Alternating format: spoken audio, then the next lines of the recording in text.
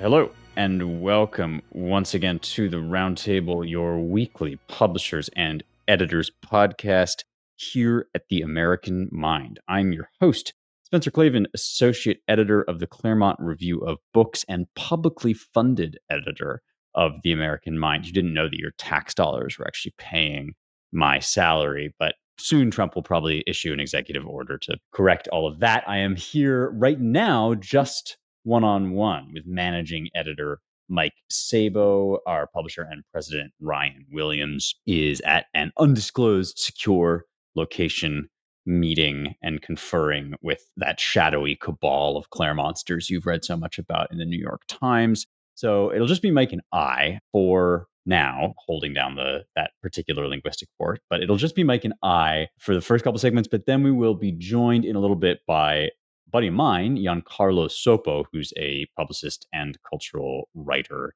at National Review. He'll actually not phone in, but come hang out at my house, and we will talk together about our third and final segment, which will be, to preview it, the cancellation of Stephen Colbert's Late Show and the blockage, as I alluded to earlier, of public funding for NPR and PBS.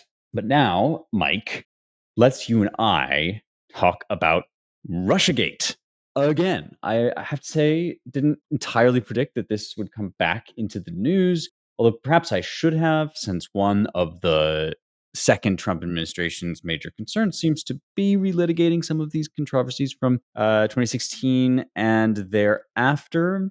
I'm going to try my best to lay out a little TikTok here and articulate the views of the various people who have weighed in, and then we ourselves will weigh in. So think back, if you will, cast your mind back to December 8th, 2016.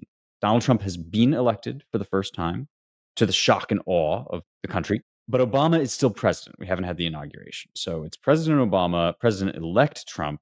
On the eve of December 9th, the intelligence community is preparing what's called its presidential daily briefing. This is the PDB. It is a thing that happens every day for the president to know what's going on from the CIA and the FBI. And in this case, the subject is the RussiaGate scandal / hoax, depending on your point of view. The investigation, the intelligence investigation into whether and to what extent Russia interfered in the 2016 election, not just with the outcome, but also it seems like they were looking into our election infrastructure. And if they were interfering, were they preferring one or the other outcome, Hillary or Trump?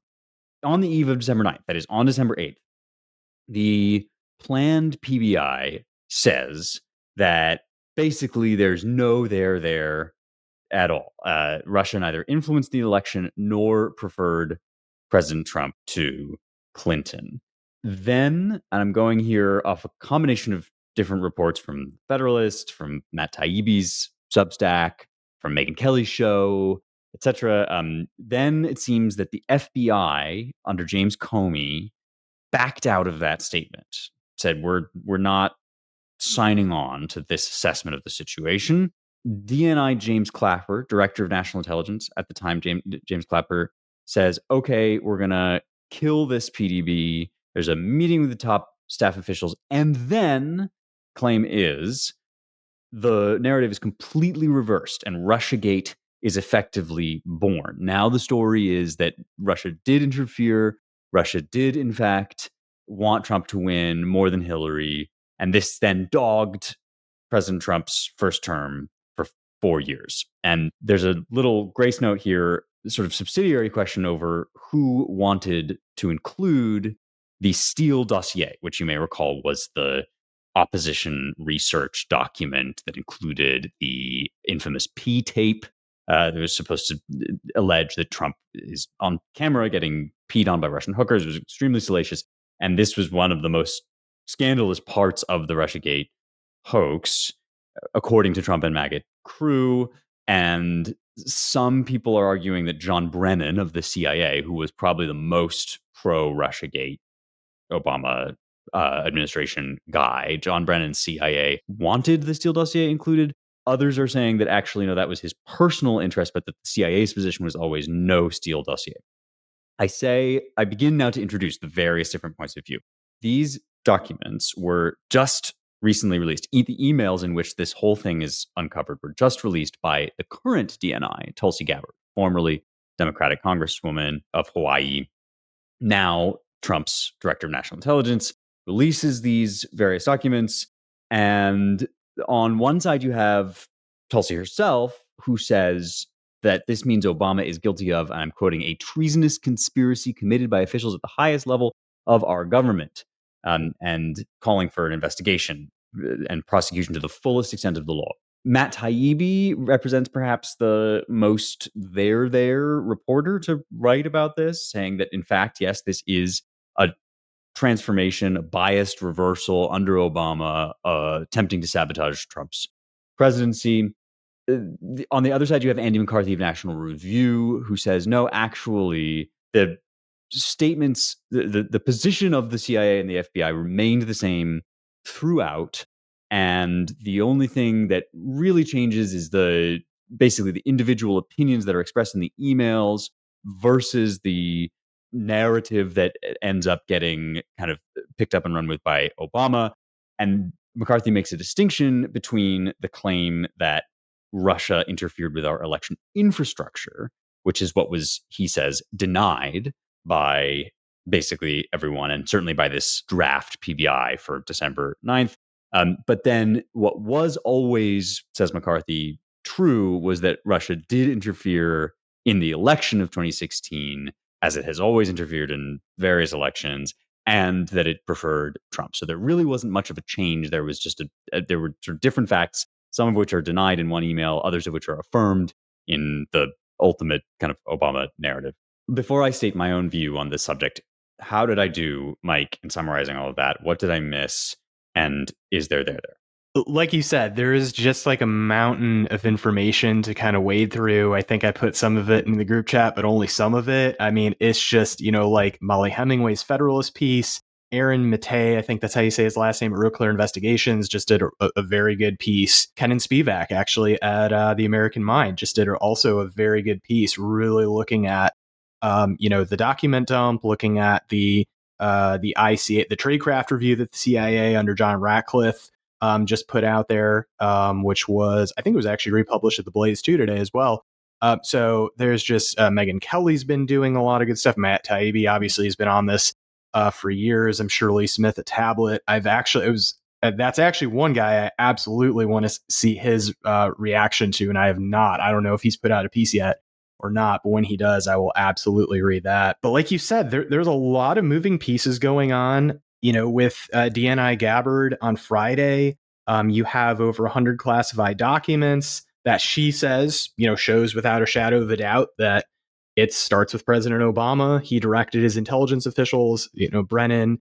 I mean, obviously with his voting past for a communist, I think in the 1980 election, and, subsequent actions after that. I mean, I don't think he had to be pushed that hard to try to, work against Trump in various ways, Clapper and then Comey, I think, as well, that, she says contradict the previous assessments that Russia lacked the intent or capability to influence the 2016 election. Aaron Mattei, actually, in his piece at Real Clear Investigations, show that there's a September 2016 report that was actually never made public until now, that both the NSA and the FBI, so this is the FBI under Jim Comey, I think Obama nominated him and he started as director in 2013. So he is there. This is in the middle, him being director, that they expressed low confidence in the attribution to Russia. So the idea that Russia stole and leaked Democratic Party material to help Trump defeat Hillary Clinton, that they said that's low confidence, essentially.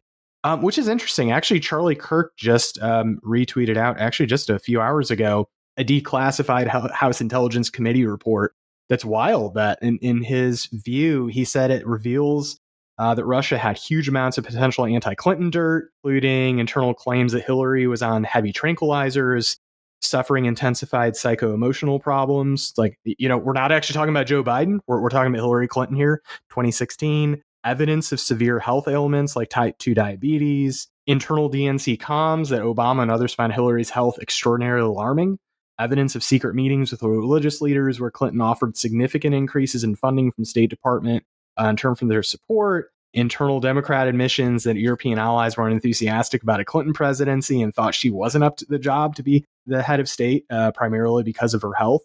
So there's a lot going on here. Gabbard says to that, this kind of whole narrative shift, this document dump, there are whistleblowers behind this. She said, we have whistleblowers coming forward now after we release these documents because there are people who are around, who are working within the intelligence community at this time, who are so disgusted by what happened, as she told that to Fox News. So, and to be fair, I've actually not read, I had a few friends as well say, you should read Andy McCarthy's take on it. I've not read it yet. But going back from 2016 to now, knowing what's been uncovered, I mean, there's a lot of there, I think. There's a lot to be very alarmed about, especially with President Obama, with John Brennan, basically, as I understand, doing a report in late 2016. I think it was over the Christmas holiday, manufacturing something very quickly connected to the Steele dossier. It does sound like, at least some report it that way, that concluded some bad things, obviously, about Trump to hurt the incoming Trump presidency. I'm on the side that says, look, this is a big deal. People have to go to jail. This is just kind of another view into the internal workings of the administrative state of our regime. They stood against a duly elected president after the man was elected.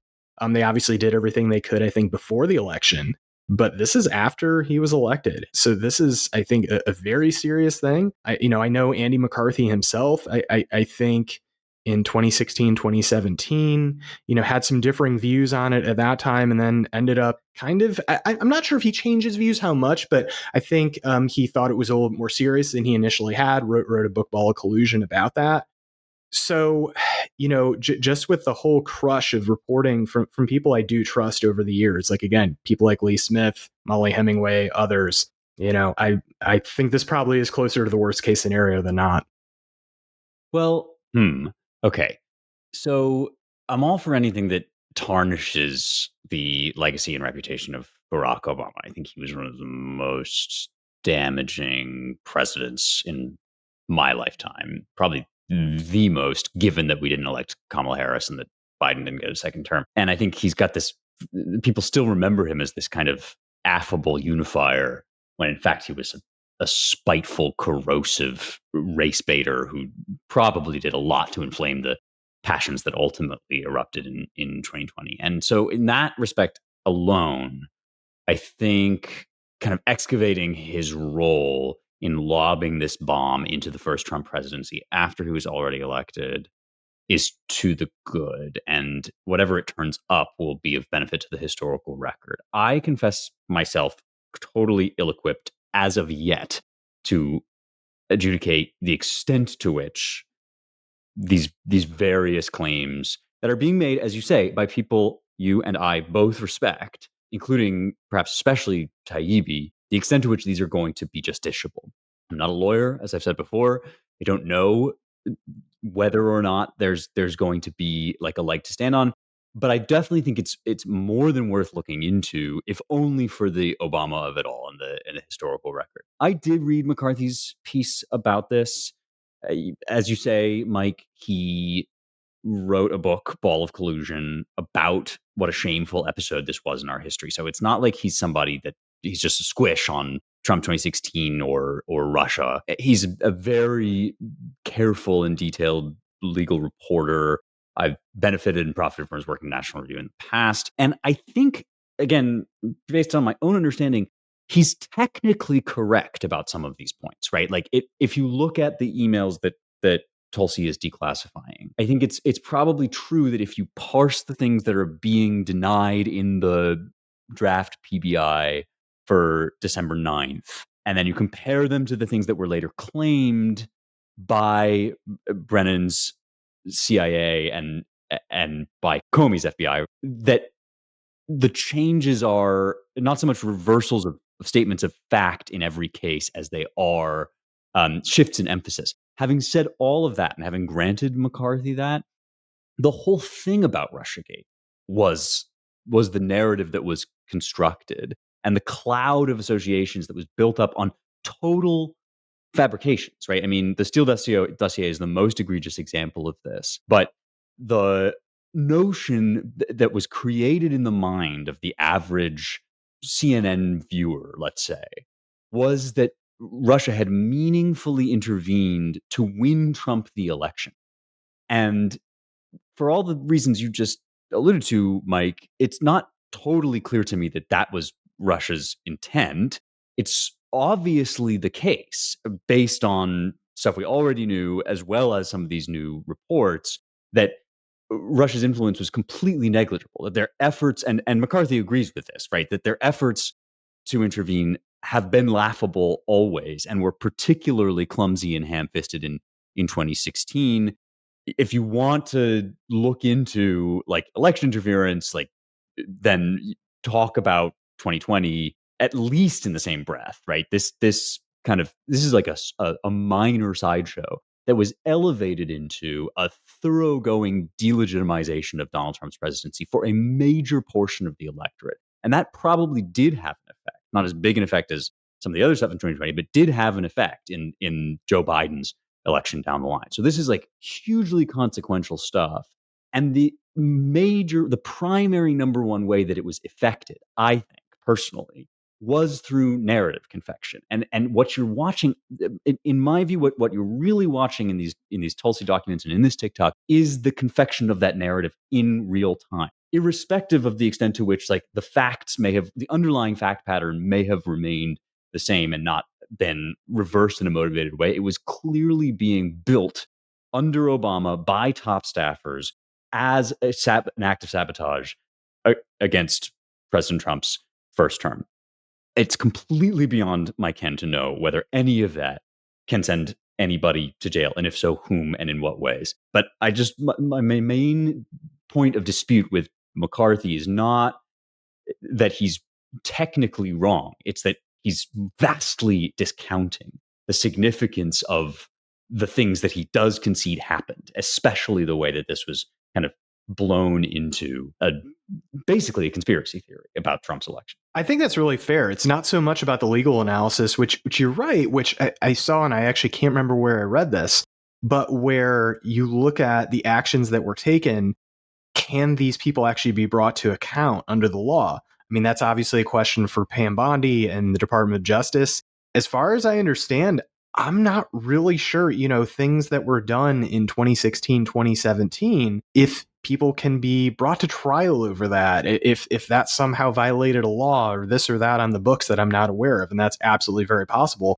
I mean, what I'm seeing actually more and more suggests that it's actually maybe false testimony that I think all three of them have given in Congress. In 2023, I think Brennan was in front of Congress. This is the thing, sorry, just to intervene, because Sure. not to dispute what you're saying, but just to point out, this is an example of a thing that in McCarthy's piece, he says Brennan was testifying about the CIA's views and that these documents reveal his personal views. So these are that's what I was referring to earlier. But yes, right, like if he's wrong about that, that's false testimony. Right. And I think, Brennan has a history of giving false testimony to Congress. I mean, Jim Clapper definitely has a false history just straight out lies to Congress. So I think those things can be hopefully, just like I'm thinking of like Al Capone. What did they actually get him on? I mean, something that, is almost irrelevant compared to the many, many, many crimes that he actually committed. So maybe it could be something like that. I don't know. I do know that, it just seems like sometimes, lawyers can be very useful, very helpful, but I think that and I think this makes sense. I mean, they're taught to understand and read the law.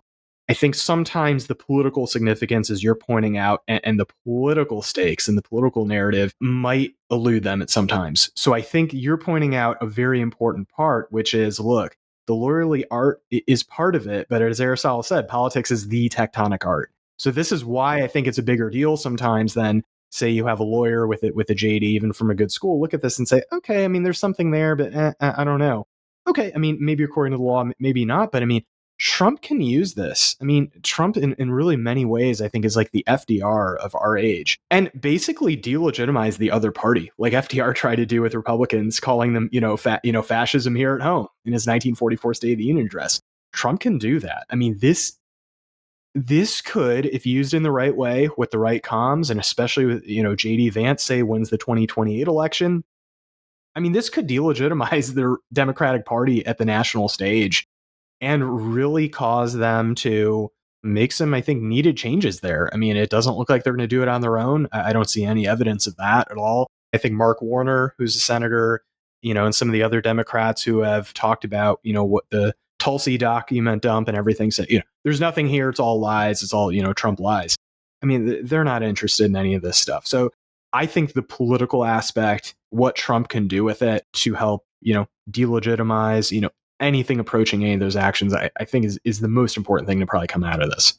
Yeah, holding the Democrat Party's feet to the fire. It's related to what we were talking about, I think, last week when we were discussing the cover-up of Biden's age.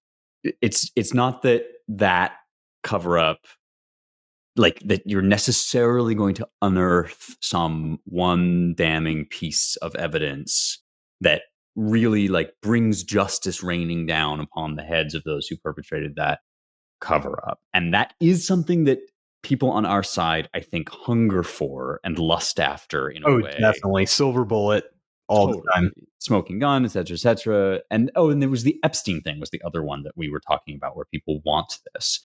And I think that quest is misguided.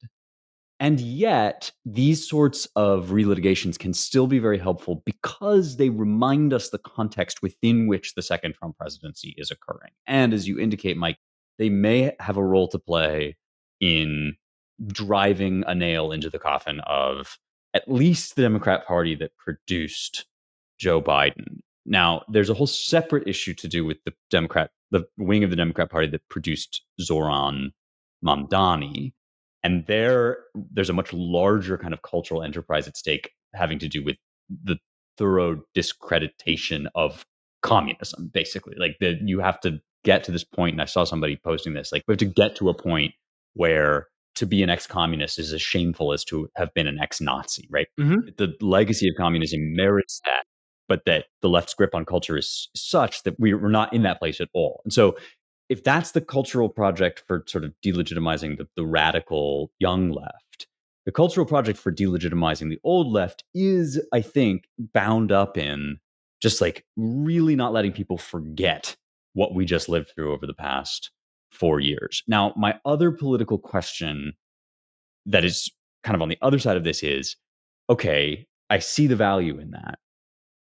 Do we also run the risk? Does Tulsi run the risk, or Trump 2.0 run the risk of a kind of counterproductive? Like, if the politics is what this is about, are people going to look at this and say, why are they still raising RussiaGate when what we voted for is an end to illegal immigration? We voted for lower grocery prices. Those things are proceeding apace or not, but like that's what Trump should be focusing on. Is that a danger, do you think, to Trump? I think that definitely is. And that's where I think, I mean, again, like his comms people really need to take advantage of that, because you're right. I mean, your average person is going to be looking at this. I mean, honestly, my first reaction when I started hearing this stuff was, okay, RussiaGate and all this stuff. I mean, stuff I read about years ago. Like, why are we talking about this again? And then you start looking into it and say, okay, it looks like there's something there, just kind of with the auto pen last week. It is something that I think you do have to be very careful of. I think you have to balance it. You have to make it part of a larger critique against the regime that they're trying to desperately claw back any kind of power. This is the danger they represent. These people, like, I like the distinction you made between the old left. I mean, the old left, in many respects, they're still in power. I mean, it's like a gerontocracy. They're still there, even if they're still not like formally there. So like Barack Obama, I mean, he's, only 7-8 miles away from the White House. I think still the only president to leave office and be in DC, which is, very telling. I think highly, highly telling about who is actually running the Democratic Party these days. It's Bruce Springsteen, I think. Oh yeah. Absolutely. John Bon Jovi, like definitely. Just working man, John Mellencamp. It's all about the hardworking Indiana farmer. Totally. Yeah, it couldn't be absolutely further from the truth. It's just, yeah. So Trump does run the risk of that. At the same time, it's like, look, this stuff is coming out and it kind of reminds me of Epstein. I mean, there's stuff there that people hunger for. They want to know. And that, I think, reacting the wrong way to it And I think the Trump administration, I think in the Epstein thing, has made some stumbles to make it seem like, even if maybe nothing's there, maybe it's the most minimal interpretation of Epstein is absolutely correct. You can't shut people down by, denying everything. It makes you look part of the very conspiracy. You have to step out and say, look, I hear you. I acknowledge you. This is what we know. Maybe in the Epstein case, yes, we know that Trump obviously had dealings with Epstein, and then he cut him off, I think in 2008, 2009, right around when Leslie Wexner, I think, cut him off too around the same time. So you want to be honest about that. People are not going to be shut down by saying, nope, nothing to see here. It's all Democratic hoax, etc. So there's a joke about a guy that dies, gets to heaven. In his lifetime, he was a major FBI truther. He asks God, who killed JFK? He asked God who killed JFK, and God said it was a lone gunman. There was no FBI involvement. It was exactly what everyone thought it was. And the guy goes, wow, this goes higher up than I thought. right. You do get a little bit of that with the Epstein thing, and that one has become a problem. I don't think the RussiaGate thing will become that kind of a problem, just because there's actually more there to work with. Right. But I think you got to play your cards carefully here. I don't think that this is like a limitless well that you can keep going back to. I think, but you're absolutely right that, like, judiciously used, there's a lot that could be done to further discredit the Democrats, and I'm all for that. Speaking of discrediting Democrats, we have unlikely ally, a strange bedfellow in that very project, none other than one Hunter Biden. We're going to just touch on this a little bit because Giancarlo is here and we want to get to Colbert. But Hunter Biden went on some podcasts, and it looks like the left has finally found its Joe Rogan. They've been saying since the second Trump election, or I guess the third election featuring Trump, the most recent one. A lot of people have been saying, like, the left needs this Joe Rogan. We got to get involved with podcasts. I don't think that this necessarily is part of that enterprise. It seems more to do with an upcoming lawsuit, or court proceedings rather, in federal court. Yeah, it's a lawsuit against Patrick Byrne, the former CEO of Overstock.com, for allegedly false claims that Hunter Biden was reaching out to the Iranian government. It's a whole thing, but there may be some kind of press that Biden is doing in advance of that. A little unclear. In any case, he went on two podcasts: the Channel 5 podcast with Andrew Gallagher, and the former DNC chair, Jamie Harrison, the formerly chair of the Democratic National Committee, has a podcast now as part of the aforementioned Democrats Do Podcasts project. The podcast is called At Our Table. Between the two of them, one thing we learned is that Hunter Biden is really good at dropping sound bites. I mean, maybe it's the lack of filter induced by persistent drug use. Maybe it's just a natural charisma that has gotten him through life as a Nepo baby fail son. I don't really know. But he covered a lot of subjects. The quotes that I have are so profanity laden that I feel like saying them in full would just make Ryan Gannon, our producer's, hair explode. But there was a lot of recrimination against the Democrats. That was, I guess, probably the biggest headline, is that Hunter Biden is very loyal to his dad, really wants to shame guys like George Clooney, major Democrat backer, who famously called for Biden to drop out once it became impossible to deny that his age was a problem. And the Pod Save America guys he mentioned, who were, he says, junior speechwriters, and they've been dining out on that. The Anita Dunns of the world, who's made $40 million to $50 million off the Democratic Party. So that's probably the biggest one, was just a lot of defense of his dad against the Democrats, who he feels really did Joe dirty. He loves Kamala, he says, but thinks that she got robbed and abandoned by the Democratic Party, and they didn't give her the support she needed. On the other hand, he really loves immigration. He thinks that America gets stuck in a, quote, permanent Jim Crow loop, and that this is part of that, Trump's decision to have borders. I don't know. Mike, everyone's talking about this. Should we be? What exactly do we take from all of this, if anything? I don't know. I mean, it was interesting. Just like, I mean, it's been a while since I've heard Hunter Biden speak, but it was this weird, like, sounding caricature of Joe Biden's voice with this, like just f bomb after f bomb, like, what Joe Biden is saying, behind closed doors, or some like AI version. It's the weirdest thing hearing his voice. So that just like struck me. It's just very odd. And the whole, like, illegals are absolutely necessary. I mean, almost like a meme. Like, yeah, there are gardeners, there are cooks. We're not going to be able to do that. I mean, we physically cannot, like, actually pick plants, I guess, without them, which is interesting. I mean, it just kind of recalls, like, the famous, like, mudsill theory that Lincoln stood so against. This idea from some southern slaveholders in the slave power saying, look, this is the permanent class that has to be here for civilization to work. Civilization in quotes. So that's interesting. Hearing Hunter Biden come out for the mudsill theory, I thought that was fascinating. The other thing too to take away from this, Democrats lost the election because they didn't stay loyal to Joe. I mean, that is just insane. You had the DNC, you had Republicans. I mean, you had the media basically, well after it was obvious, say, look, okay, yeah, there's something wrong with this guy. He needs to go. Okay. I mean, Joe Biden was the last person to acknowledge reality in that case. So that was utterly fascinating. And then too, I think in one of the interviews, I just remember this, he admitted, I think it was the first debate. I mean, his dad, I think, was on Ambien. And I think, yeah, that was really funny. I mean, yeah, it sounded like speculation. But I have this quote written down too. I know exactly what happened in that debate. He flew around the world, basically the mileage that he could have flown around the world 3 times. He's 81 years old. I will read this. He's tired of just love that line. No, no, duh. He's tired of They give him Ambien to be able to sleep. Yeah. So, I mean, I don't know. When he says, I know exactly what happened in that debate, that sounds to me like I've been at these meetings. I know what they did. Like, that sounded like speculation, but it was obvious that some sort of crazy drug cocktail was involved in not just the debate, but any number of episodes at the end of Biden's presidency. And the yeah. beginning. I mean, there's no doubt. Yeah, drug cocktails were used for months, if not years, before that. I mean, obviously, like, it's going to be really interesting to see, some kind of tell-all books come out. It's just about the Biden presidency, and just, I mean, I don't know if, like, some of the guys who wrote the 2012 Mark Halperin and some of those guys are going to do anything. I'm sure they are, but it's going to be fascinating. Yeah, and it's just like, I don't know.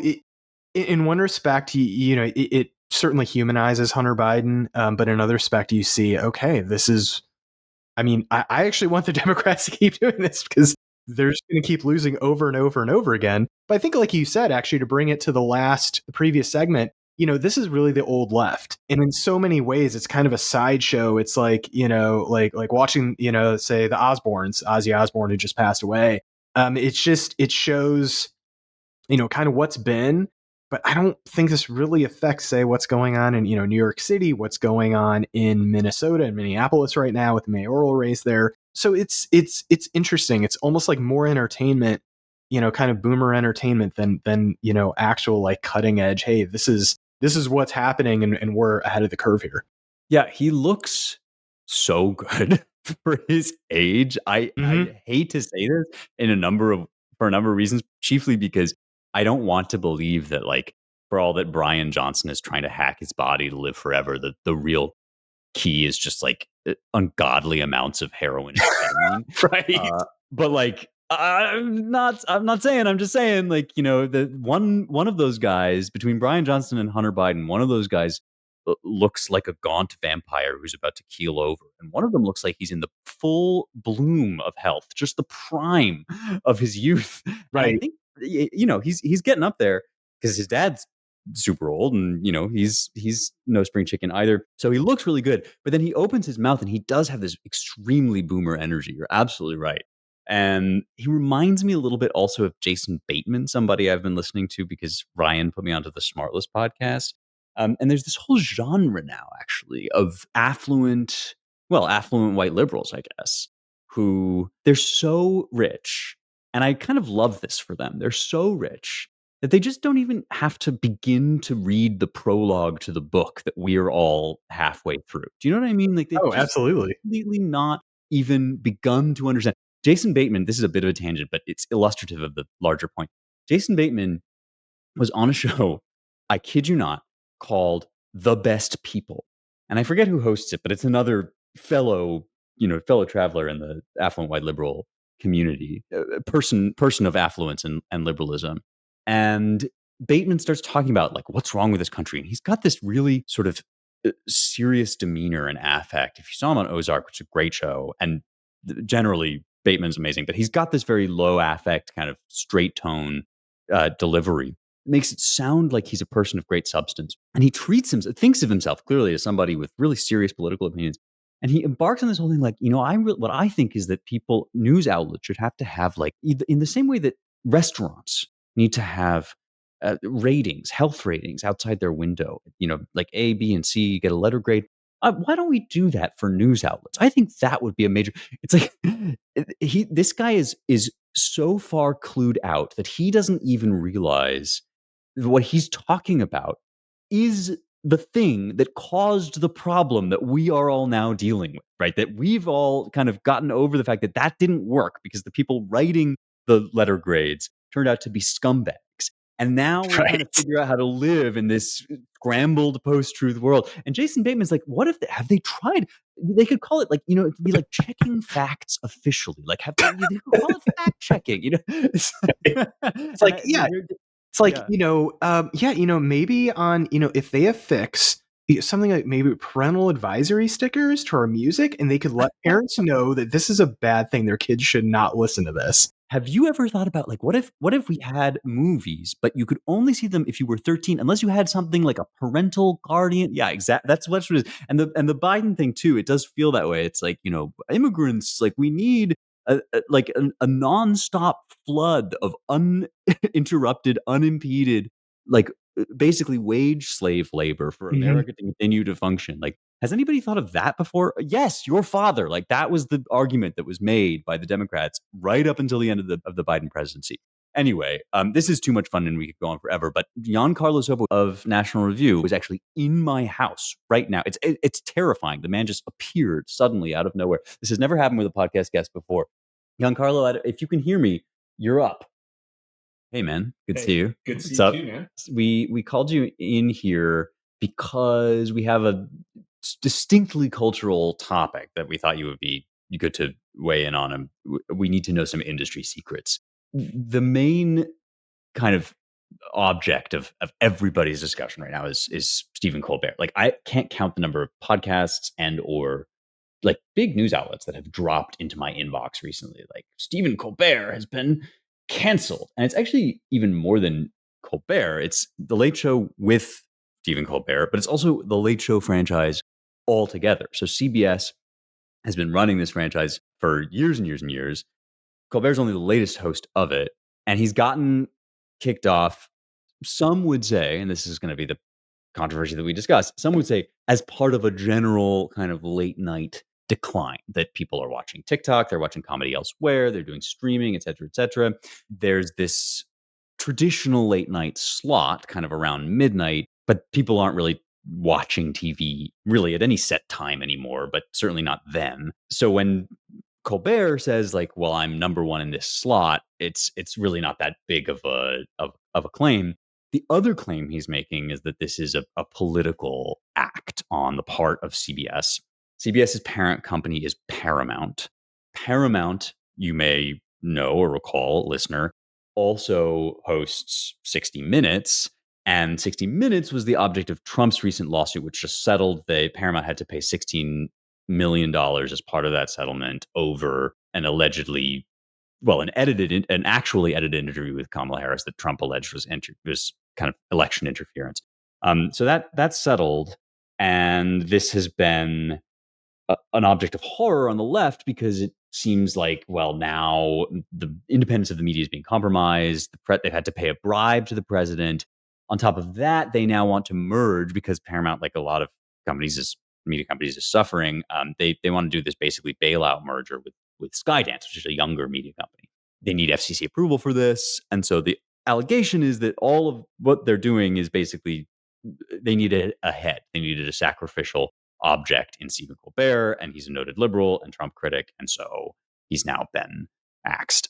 How'd I do summarizing that? And to how much virtue is there in any of those narratives that I think everything you said makes sense. And this is the same Paramount that reported losing hundreds of millions of dollars in its streaming service in the fourth quarter of last year. Which sucks, by the way. It's a really bad app. Just like this, the content's okay, but the app is terrible. I think they lost about $300 million in Q4 of last year. So this isn't a company that's doing well. It's clearly cutting its losses. And I would just ask your listeners, when was the last time that you stayed up to watch not just this late show, but any late show? I can't even name. I mean, I know that it's like, wasn't Jay Leno a late show? Like it's so. It's something we did back in the day. Right. And so I think what's interesting about Colbert, right, is that if you look at his career trajectory, is that he started out at Comedy Central, almost like playing second fiddle to Jon Stewart, right? Jon Stewart, right?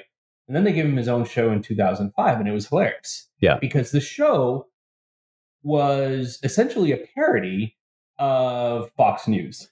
His jokes were on point, and he was going up against the establishment of the time. Like one of the first things that he did was speak at the White House Correspondent Dinner, where he roasted George W. Bush to his face. Interesting. Yeah. Now, when Stephen Colbert makes a joke, like for instance, in preparing for this show, I went back and I watched how he reacted to the debate, right? And to the Biden-Trump debate. To preface his jokes, he spent about 90 seconds assuring viewers that he thought that Joe Biden was one of the great presidents of American history. I kind of remember this, actually. Yeah. Yeah. He became such a regime apparatchik. Yeah. And then essentially all of the jokes are basically some derivative of Joe Biden's old, which is something Joe Biden himself was saying. Right. So it just stopped being edgy. It stopped being interesting. I have a high tolerance for people poking at my side of the aisle.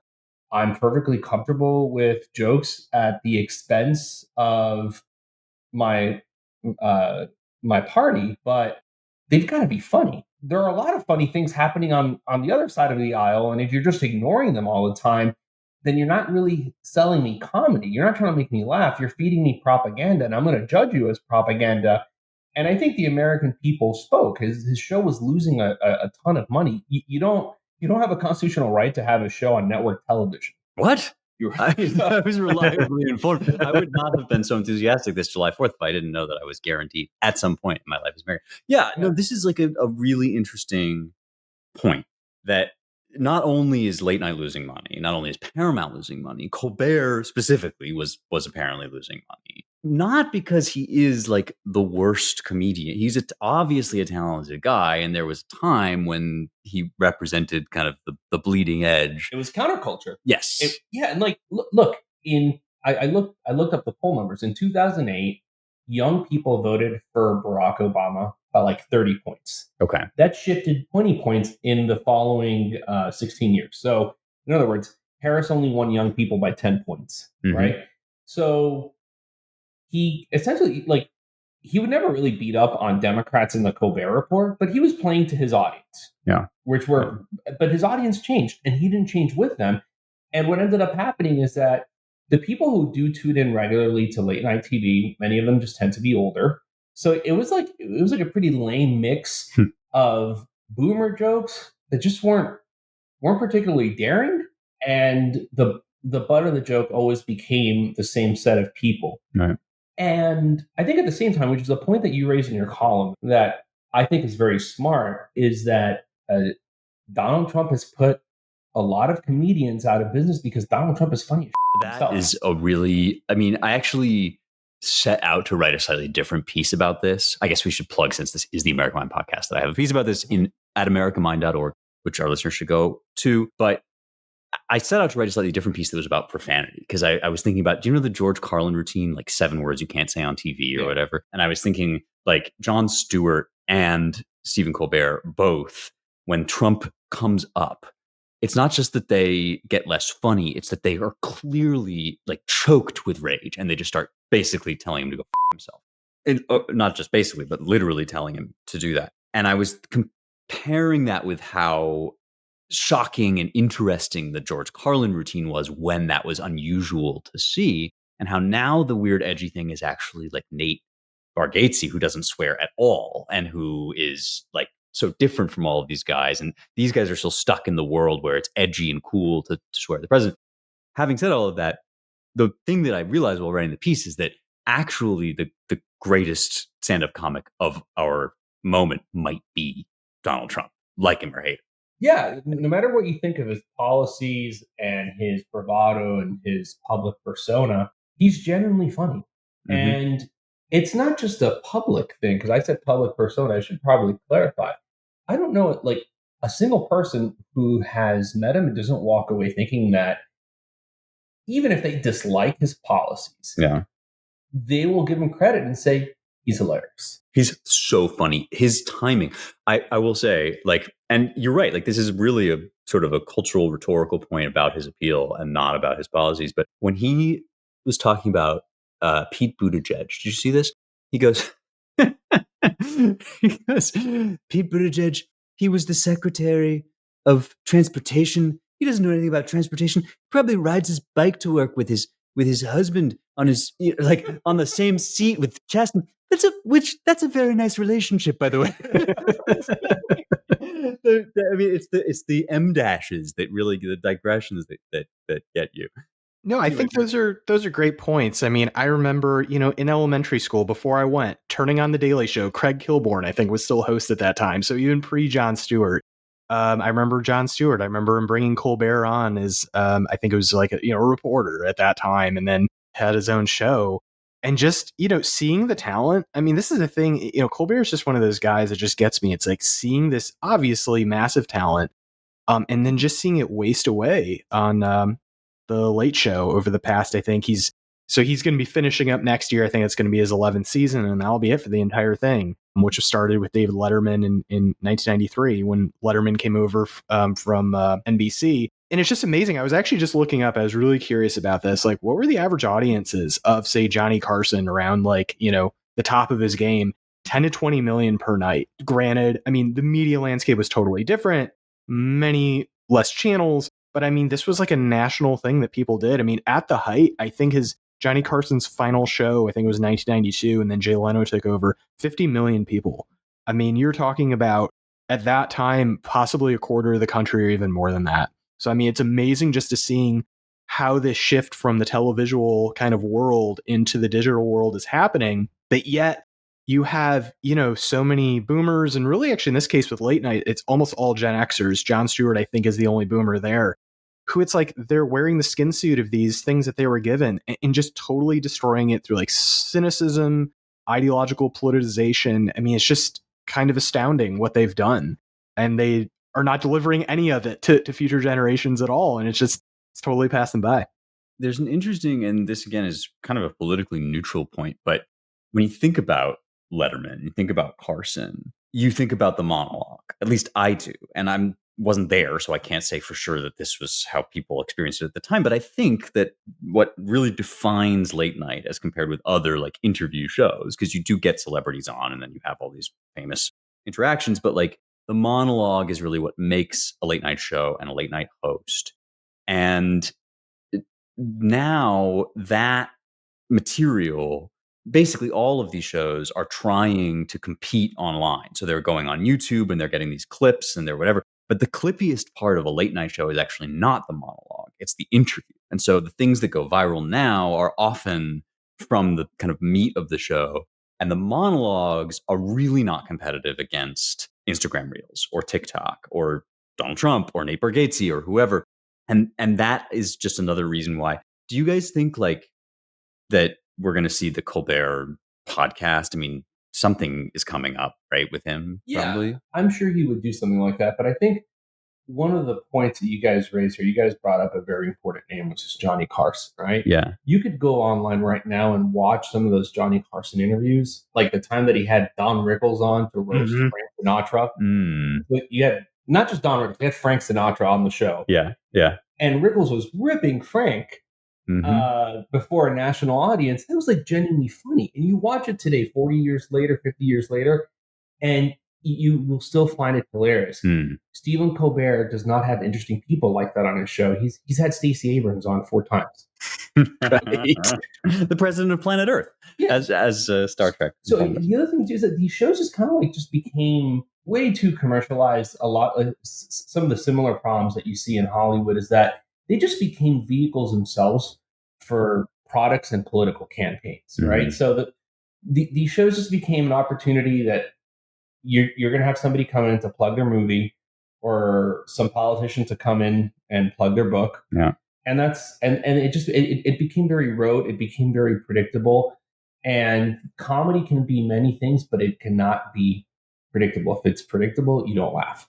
And the real killer, given what you just said, the real killer is speech codes, right? Like if there are things that you can't say, the funny thing is always going to be saying them. And the people that accept those speech codes, I mean, you kind of have to on late night to some extent, but you don't have to do it in the political way that Colbert did. And that's a good point about Carson. And maybe I'm wrong. Maybe it was the interviews that really kind of like redefined celebrity culture. But in either case, yeah, the urgency and the vitality has completely gone out of the format, or at least out of this version of the format. And one thing I'm wondering is like, will we see maybe there already is, maybe podcasts are it, like maybe we're doing right now, the kind of thing that will fill the void left by late night. We should, before we close out, we should recommend to our listeners some cultural items. And we're going to have Giancarlo stick around for that. Mike, do you want to go first? What do you got? Sure. So I was not able to make it through all the 4 original Supermans. I started that last week. No. The first one was great. Second one, okay, it was interesting, more of the love story. The third one, I don't know what they did, and I've heard the fourth one's even worse. So I decided to just stop after the third one. Mercifully, Richard Pryor is kind of the pseudo bad guy. Actually, Robert Vaughn was actually the real bad guy in that one. It's Superman fatigue. Yeah, just it's still a little bit too much. So I do want to start that up again. I will watch 4, try to make it through that, and then watch I think Superman Returns 2006, I think is when that came out. But I saw that HBO is running a 2-part documentary on Billy Joel. I'm a big Billy Joel fan. I saw him here last time he was in Cincinnati. He played a Great American Ballpark. It was a great show. It's called And So It Goes, and they released the first part on last Friday, and they're releasing the second part, I think, this coming Friday. So I watched first part, and it's fantastic, just going through his early life with his mom mostly. His dad was, I guess, an alcoholic, and then eventually left the home at a pretty early age for Billy, and just the forming of his band, him going out to California, him, basically becoming Piano Man. That's where he wrote that song. He was playing in a lounge at that time. Him coming back. It goes through the albums. The Stranger, 52nd Street, Glass Houses. I think that's the album where it ends. So more of a rocker, but it's really, really well done, and would highly recommend it. Even if you're not a fan of Billy Joel, it's a great look into, definitely a top songwriter of the 20th century. Do you know what's so funny, Mike, is I saw that documentary. I heard about that documentary. And right before, when we were chatting, when we were starting the podcast, I was like, I should recommend that documentary to Mike because it sounds like right up his alley. And then I was like, no, I bet he's gonna do it in the it's like, this is the Mike content I think I've ever seen. We're all, I think, pretty pro dad rock on this show, but you might be the proest dad rock. Hey, I'm gonna go see Toto in a few weeks here, so absolutely. I'm exceptionally jealous, as I think we discussed. Giancarlo, first of all, are you pro dad rock, would you say, or anti? Not only am I pro dad rock, I'm pro yacht rock. All right. Well, that's like in a whole new dimension. Recently, a new dad, so you are allowed the title of dad rocker. What do you have for us? What would you like to recommend? I really enjoyed Eddington. Ari Aster's new pandemic era black comedy. Mm-hmm. It's about a small fictional town called Eddington, New Mexico, where there is a mayoral race between kind of like an establishment liberal versus a guy who's like a walking 4chan comment section. And it's Pedro Pascal is the lib and Joaquin Phoenix. Okay. Yeah. It is hilarious. Yeah. I will not spoil this for the listeners, but there is a particular scene where a family's having dinner, and there's a young 17-year-old kid lecturing his parents about dismantling whiteness. And his dad, deadpan with a gun rack framed behind him, turns to his son. And I won't spoil it, but he drinks. It's one of the funniest scenes, and the reaction to this movie has, to me, been very interesting. As you guys know, the film criticism world leans heavily left, and it's very divisive in those circles. You have the New York Times chief film critic went on a podcast recently and literally yelled at the top of her lungs, "F you, Ari Aster." Oh my gosh. She was so mad. Yeah, and it's not because they can't tolerate criticisms of liberalism. They were perfectly fine with a movie like Get Out. You just can't do that and at the same time show any kind of sympathy for part of the country that you've written off already. Right. But there are no sacred cows in this film. The grifter right is not going to like it because it exposes them as being a huge part of the problem with our culture as well. The rest of us who are somewhere in the range of normalcy will have a lot of fun with this movie. But going back to Superman, I will say that Superman 3 is an abomination. And I liked Richard Pryor, but a movie where Superman gets drunk and hits on girls Right. is a really wild Superman. I actually have a soft spot for Superman 4 just because I'm a huge Gene Hackman fan. Mhm. The new Superman is probably the most kid-friendly of all of the Superman movies. And Superman Returns, which is the 2006 sequel to Superman 2, which skipped over Superman 3 and 4, is like the Dawson's Creek version of Superman. But if you guys want to watch a good version of Superman 2, watch the Donner cut, not the original, the Lester one, which is campy and a little bit too comedic for my taste. The Donner cut, I think, is truer to the original 1978 Superman. It's a much better film. And I'd say the 78 and the subsequent sequel, the Donner cut version of the sequel, if I had to rank all the Superman movies, those would be my top two slots. Wow. I'm exceptionally behind. I did see the new one in IMAX. I thought it was really funny that everyone was arguing over whether or not it's woke, because this is definitely not a movie that rises to the level of having a philosophy. Like, no, of course not. It is like, it occupies like the mushy middle of most studio releases. It's like, it's not philosophically interesting like the Snyder films. Yeah. The last thing that this movie is subversive. Yeah. It's fun is the way that I would just describe it. Like, I went to see it with my wife. She doesn't know anything about comic books. Right. She's not a cinephile.